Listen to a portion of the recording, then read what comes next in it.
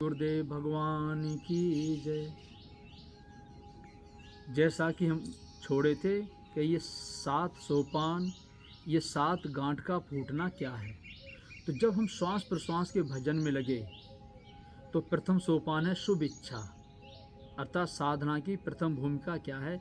इन्हीं को 7 भूमिका कहते हैं, इन्हीं को 7 दिन कहते हैं, इसी को 7 आकाश कहते हैं, 7 दिशाएं, और यही 7 गांठ हैं। साधना के क्रमण 7 सोपान। तो पहला सोपान क्या, शुभ इच्छा, अर्थात शुभ के प्रति इच्छा का जागृत होना।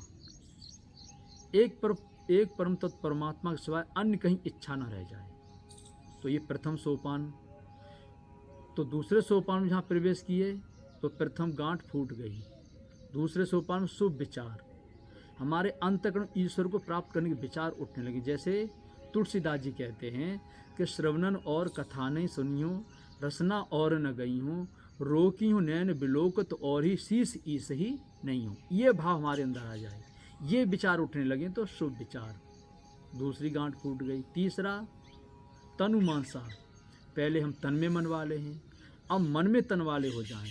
तनु माने होता है संकल्प, एक एक संकल्प ही एक एक तन है। ये सारे संकल्प सिमट करके मन के अंतराल में एकाग्र हो जाएं, तो मन में ही तन वाला, और मन में एक ही संकल्प बचे, परम तत्व परमात्मा को प्राप्त करना। ये तीसरी गांठ टूट गई। सत्वापत्ति, सत्व का एक परम तत्व परमात्मा, उस पर आरूढ़ होने की क्षमता आ गई। ये भगवान शिव कहते हैं कि उमा कहूँ निज अनुभव अपना, सतहरि भजन जगत सब सपना। हे उमा, मैं सुनी हुई बात नहीं कहता और ना पढ़ करके, निजी अनुभव बताता हूँ।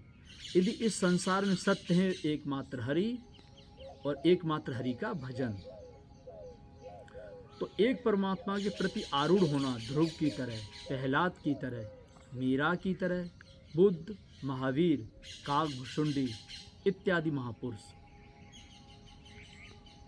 फिर 5वीं गांठ है असंग शक्ति, यानी संग दोष से निर्लेप रहने की क्षमता आ गई।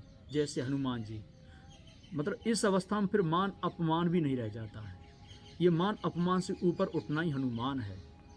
फिर किसी भी प्रकार का संग दोष उन्हें साधना से भटका नहीं सकता, निर्लेप रहने की अवस्था आ जाती है। ये 5वीं गांठ का फूटना है। फिर 6वीं है पदार्थ भूमना, पदार्थ भावना।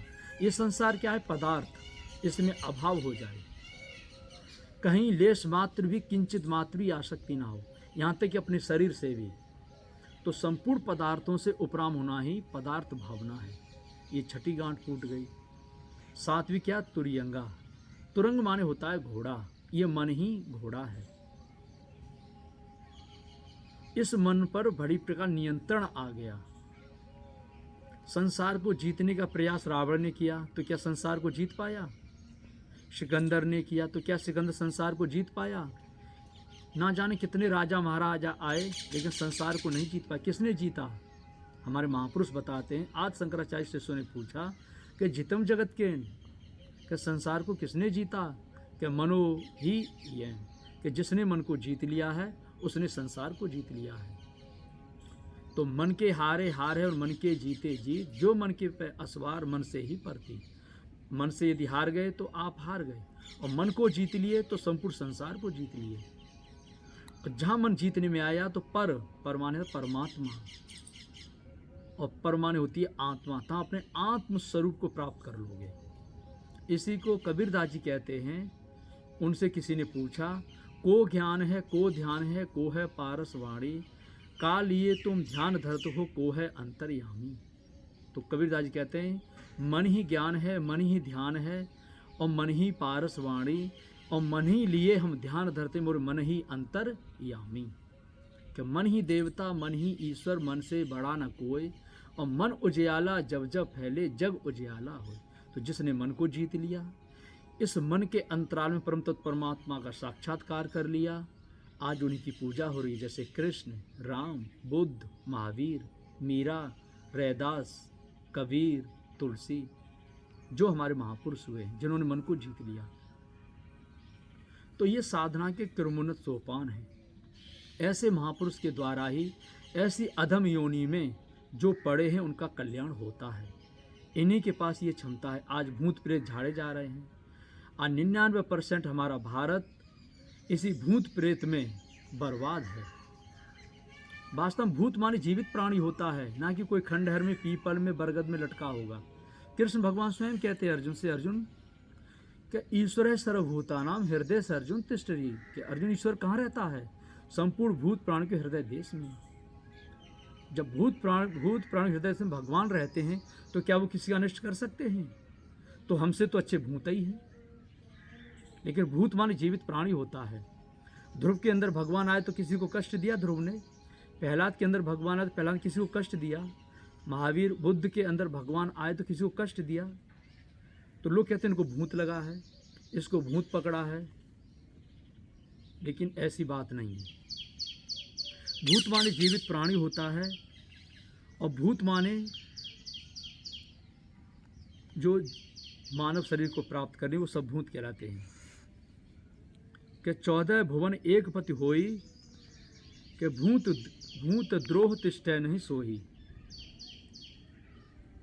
कि 14 भुवनों का स्वामी क्यों ना हो, यदि वो जीवित प्राणियों से दोष करता है, उन्हें सताता है, कष्ट देता है, तो वो भी एक दिन स्वामी जी नहीं रह जाएगा, उसे नष्ट होना ही होना है। तो हमारे कहने का आशय है कि यह ब्रह्म भूत सकल जग खाया, जिन जिन पूजा तिन तिन दाया। ये ब्रह्म ही भूत है। हमने पूर्व में जैसे कर्म किए हैं उसके अनुसार ही वर्तमान हमारे साथ घटनाएं घटती हैं। हमने अच्छे सत्कर्म किए हैं तो सुख और आनंद की प्राप्ति होगी। हमने गलत कर्म किए हैं तो हमें कष्ट और दुख मिलेगा। यही है भूत का लगना। प्रेत माने होता है जिनसे प्रेरणा मिले। तो वास्तव में प्रेत योनि होती है। ये हमारे दादा गुरु महाराज जी के सामने भी घटना घटी। जैसे हम जौनपुर का कब्रिस्तान बताए, जब दादा गुरु महाराज को आदेश हुआ कि जाओ चित्रकूट सती अनुसुईया में रहो, वहाँ पहुँचे तो एक तख्त पड़ा हुआ था, उसी पर जा कर के बैठ गए। तो रात में आवाज़ आती है कि ये स्थान हमारा है, आपका स्थान नीचे है। दादा गुरु महाराज विचार किए, अरे सूखा काट बोल रहा है। बोले आप कौन हो? तो उन्होंने कहा हम सिद्ध बाबा हैं। बोले हम पतित हो गए हैं। बोले इनको ये भी मालूम है कि हमारी जगह नीचे है, हम अपनी जगह में क्यों ना जाएं। फिर नीचे आए, जहाँ भगवान ने बैठने का आदेश हुआ वहाँ बैठे। फिर उन्होंने पूछा वहाँ के लोगों से कि ये सिद्ध बाबा कौन थे, क्या थे? तब बताया कि बहुत अच्छे संत थे, महात्मा थे। जब उनके घर वालों को पता चला तो वो भी यहाँ आ गए। कुछ दिन तो सेवा किए, महात्माओं का सम्मान और बड़े प्रेम से रहे। लेकिन धीरे धीरे सिद्ध बाबा के नज़दीक रहने लगे तो मोहवश सिद्ध बाबा ने उनको हटाया नहीं। उनके कारण उनके जो विरक्त शिष्य थे वो दुखी होकर के दूर चले गए। अब गुरु को तो कोई छोड़ नहीं सकता, उसे तो भजन करना है। गुरु महाराज के द्वारा भजन मिला है तो जहाँ भी रहेंगे वहाँ भजन करेंगे। तो मोहवश सिद्ध बाबा ने अपने घर वालों को दूर नहीं किया।